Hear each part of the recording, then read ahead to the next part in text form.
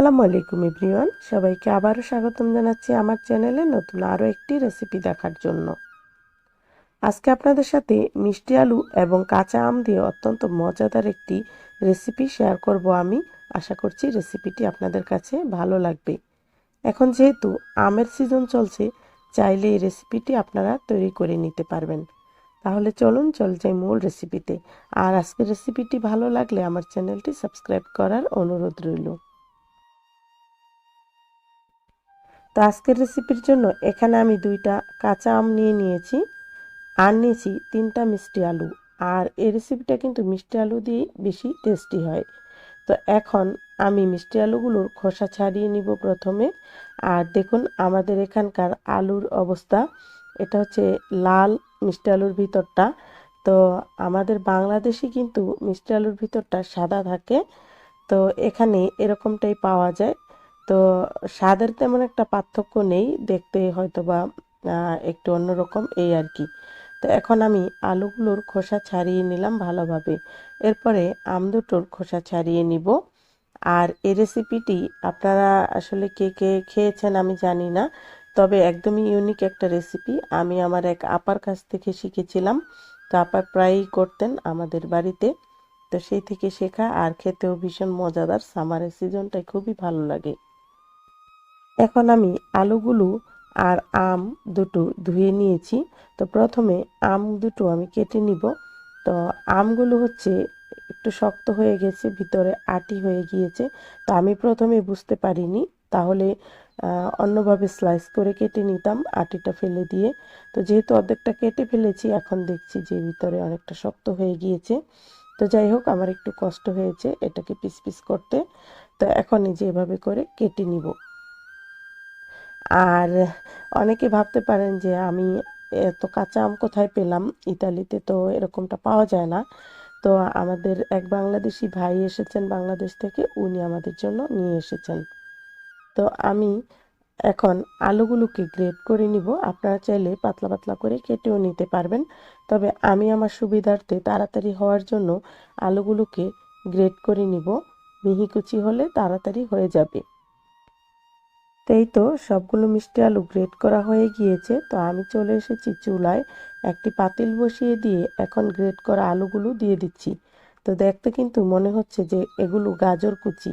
তো আপনারা যদি এটার ভিতরের খোসাটা ছাড়ানো না দেখতেন, তাহলে মনে করতেন যে এটা আসলেই গাজর।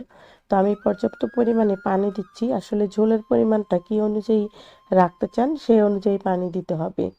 তো এখন আমি চুলাটা জ্বালিয়ে দিয়ে একটু নেড়ে চেড়ে দিলাম। এখন এর মধ্যে কিছু মশলা দেব।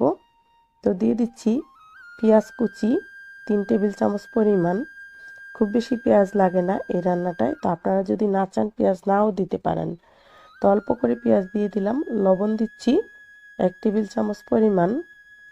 হলুদের গুঁড়া দিচ্ছি 1/2 টেবিল চামচ।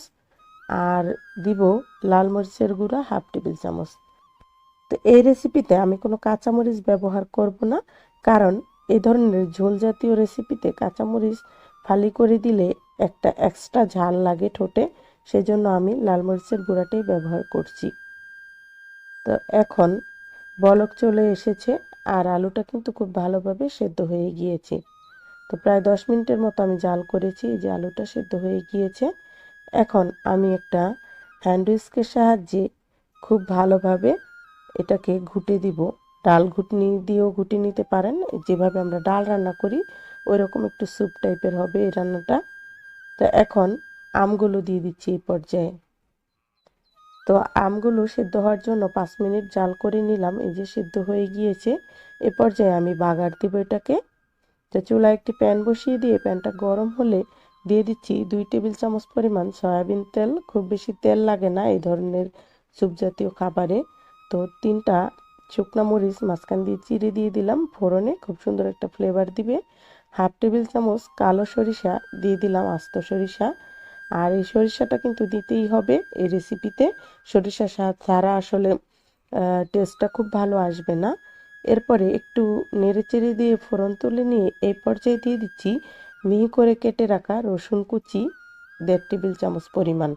রসুন আর সরিষাটা স্কিপ করা যাবে না। এই দুইটাই উপকরণে কিন্তু এই রেসিপির টেস্টটা অনেক বেশি বাড়িয়ে দেয়।